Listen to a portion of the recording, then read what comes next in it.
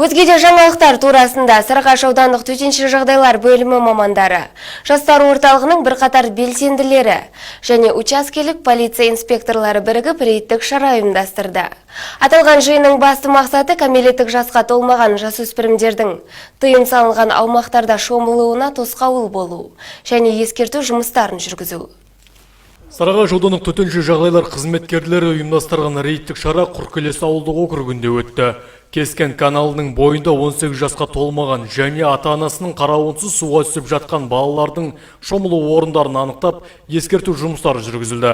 Жиынға аталмыш аумақтың учаскелік полиция инспекторы және аудандық жастар ресурстық орталығының белсенділері қатысты.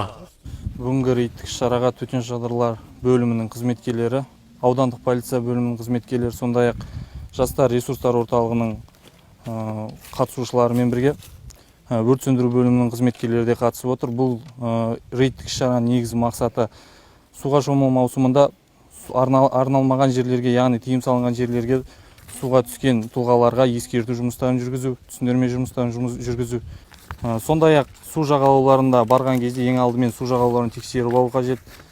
Түрлі жағдайлар болуы мүмкін. Өзі Сарыағаш ауданында алып жатқан оқыс оқиғалардың көпшілігі ата-аналардың қараусыздығынан туындап жатыр. Ауданымызда дәл осы жасөспірімдер секілді суға түсіп, артық қайғылы жағдайға жеткен жайттар жетерлік. Ағынды жерде арлы-берлі жүзіп, соңында қарсыласуға қауқары қалмаған баланы су өзімен бірге ала кетеді. Ата-аналарға бар болғаны айтарымыз, баласын тыйым салынған аймақтарға жібермесе екен, не болмаса өзі жанында бас көз боп отырса, дейді мамандар.